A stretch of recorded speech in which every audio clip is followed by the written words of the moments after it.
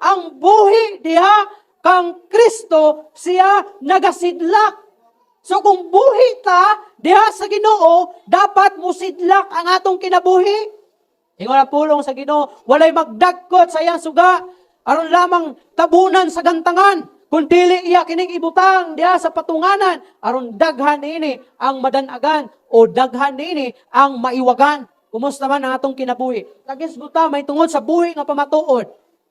Kini nga buhi nga pamatuod, dapat kini siya nagasidlak diha sa imuang kinabuhi. Dili kay daghan noon ang nangitngitan diha sa imuang kinabuhi. Si Jesus mismo nag-ingon, pasigaon nato atong suga.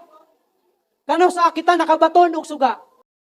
Nakabaton kita og suga sa diha nga nabatunan nato si Jesucristo sa atoang kinabuhi. O kini nga suga dapat mudanag, musidlak kini nga suga diri kanato. Kinahanglan musidlak ta diha sa kangitngit.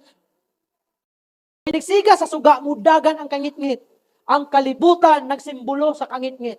Ug ikaw nga Kristohanon, dapat musiga ka, musidlak ka nining mangitngit nga kalibutan aron makita si Kristo diha sa imong kinabuhi ug mulayas ang kangitngit aron daghan ang makakita ug makaila kang Jesucristo diha sa ilang kinabuhi. By letting your light shine, you help others fight their battles even without knowing it.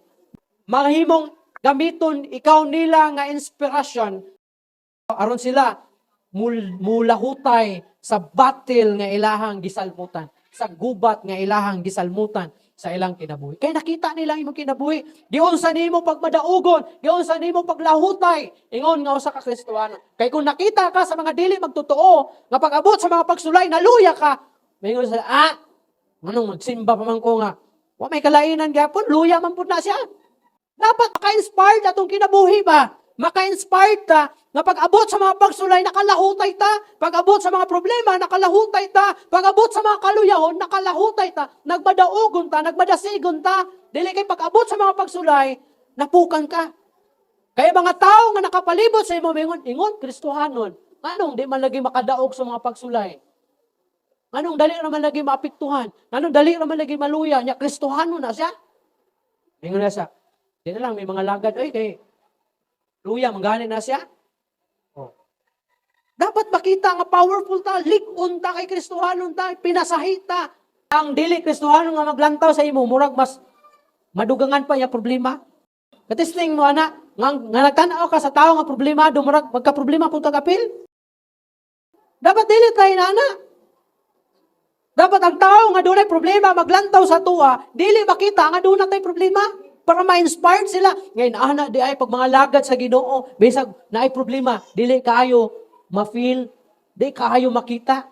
Pero kung pag-abot sa mga pagsulay kay napukan ka, nagluya ka, ang tao nga maglantaw sa imo, imbis ma-inspired kay, maapil og kaluya, musamot ang iyang kaluya. Kay imbis, makatabang ka sa iya para magaan-gaan yung problema gidala, dungagan na noon nimo kay ang imong mood, bugat pa sa iyang problema nga gidala. Kristohanon ka. Dapat ikaw mo inspired sa iya nga mulahutay sa kinabuhi.